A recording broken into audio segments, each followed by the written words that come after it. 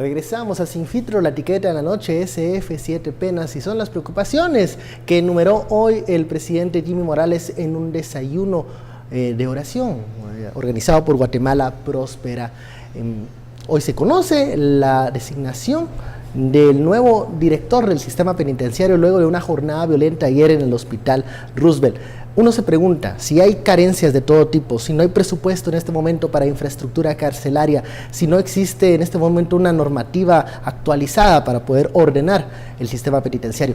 ¿Se puede en estos momentos echar a andar al menos una clasificación de los reos, clasificación de las personas para saber en dónde se encuentra cada grupo, cómo no mezclarlos y cómo tener algún tipo de planificación y estrategia para poder lidiar con estos grupos?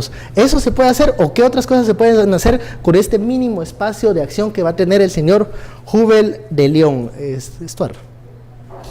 Yo creo que la clasificación es parte del proceso, ya es parte de la táctica.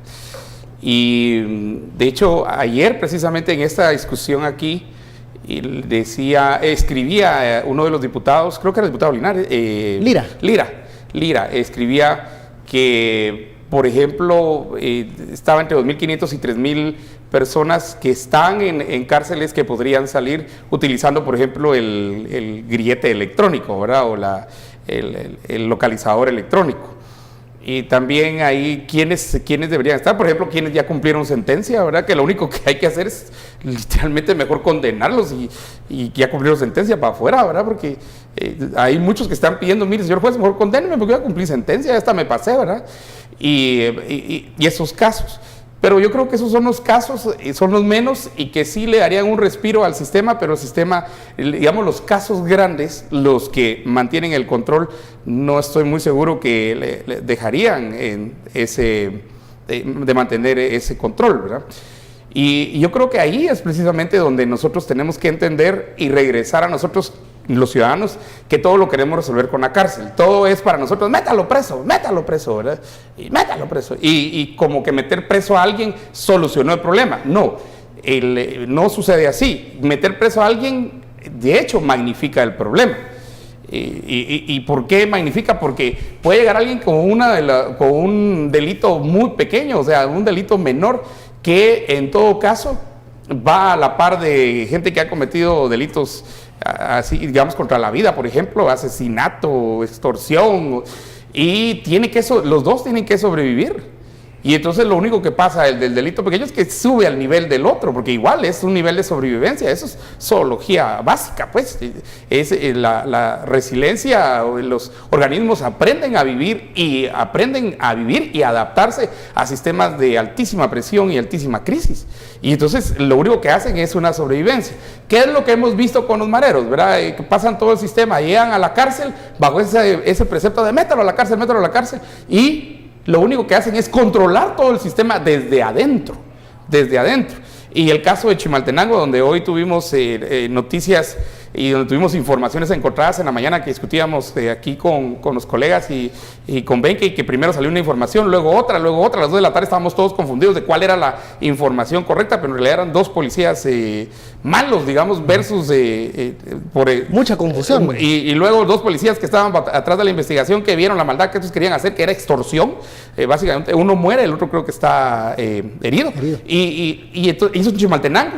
Ayer explicaba precisamente Chimaltenango por el movimiento que hubo de salvatruchas a la cárcel de Chimaltenango, y con los salvatruchas se movieron toda la red de sostenimiento de un marero en la cárcel. La familia, la mamá, el papá, la novia, la clica, los hijos del perro, todos. ¿Y cómo lo comprobamos? Que los mismos que atacaron el hospital San Juan, el hospital Roosevelt, ellos mismos dijeron que deberían de Chimaltenango. ¿Es posible hacer este ejercicio de clasificación, como estamos mencionando, en el sistema penitenciario para al menos saber con qué tipo de reo uno está lidiando o no cometer el error de mezclar todos estos grupos? Porque básicamente la separación que se hace es por clicas nada más. Esto para no generar violencia, pero no se está haciendo otro tipo de clasificación más detallada en cuanto a la peligrosidad del reo o si es una persona que está temporalmente en la cárcel. ¿Qué se puede hacer en estos momentos? ¿Qué puede hacer el nuevo director para poder cambiar un poco la dinámica? Bueno, la clasificación no solo es, digamos, una posibilidad, es un deber.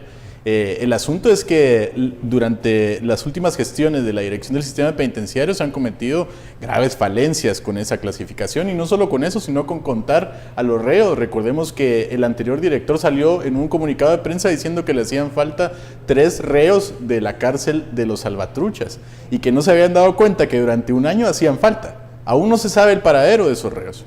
Eso creo yo que es grave. Lo siguiente creo yo es que ante esa problemática de las cárceles, el gobierno de Jimmy Morales tiene ahí una opción para tocar 2 temas que a él le preocupan. La primera de ellas es evidentemente el tema de la sobrepoblación carcelaria y de todo el sistema penitenciario, y el segundo es las extorsiones. Del 80 al 90% de las extorsiones provienen de las cárceles.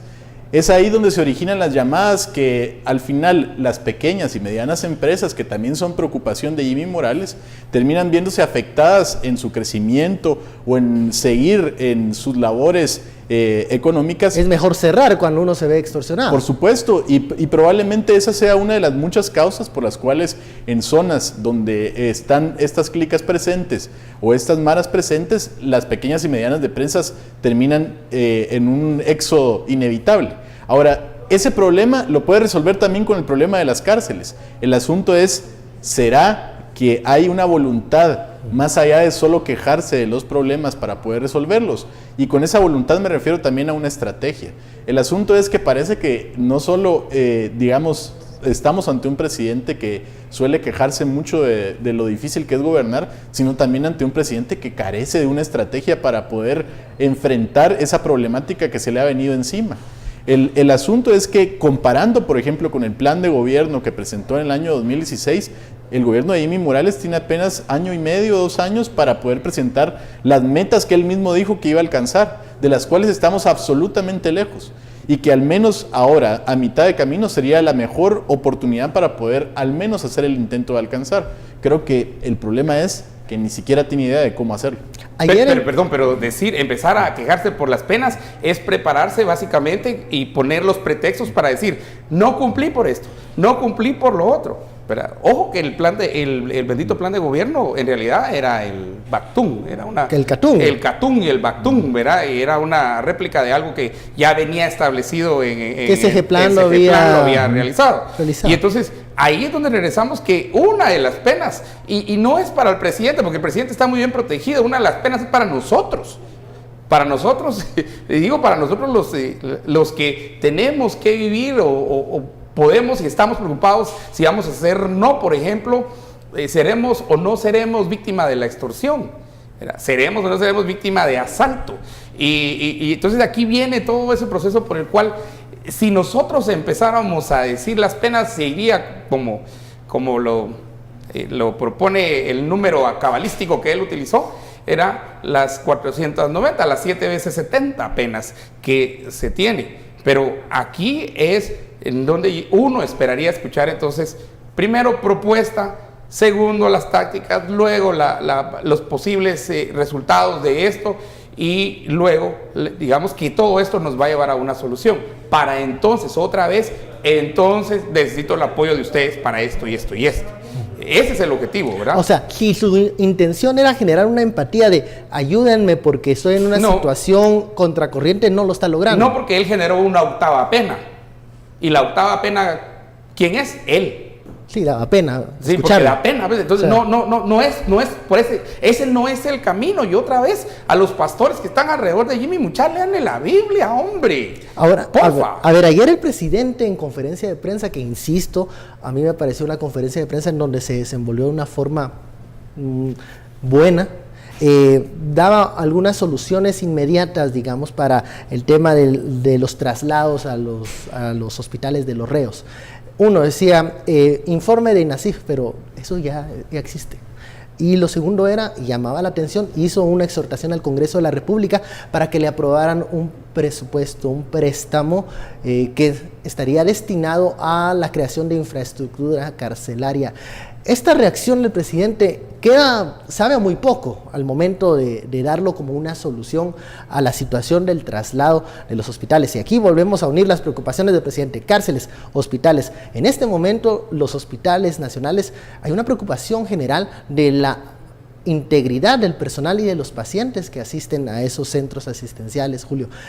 ¿Satisfacen las palabras del presidente? No hablemos de las penas que hoy mencionó, porque eso yo creo que desdibujó mucho de lo que ayer él expresó, pero lo que él invitó, los informes de INASIF, este financiamiento, ¿es una propuesta adecuada, oportuna? Yo creo que no es al menos una propuesta novedosa. O sea, lo de los informes de INASIF, eso está en la ley. Es una obligación de los jueces basarse en los informes de INASIF. No es que no lo estén haciendo. El mismo juez lo explicó hoy diciendo de que el INASIF había dicho que esta persona a la que rescataron necesitaba una intervención quirúrgica y que al final ingresa al hospital por una hematología, una cosa que se podría hacer ambulatoriamente. Ahora, ¿se resuelve esto solo con el préstamo? Evidentemente no. Esa, creo yo, es una salida que lo que hace es tirar el peso político de esta conflictividad sobre el Congreso.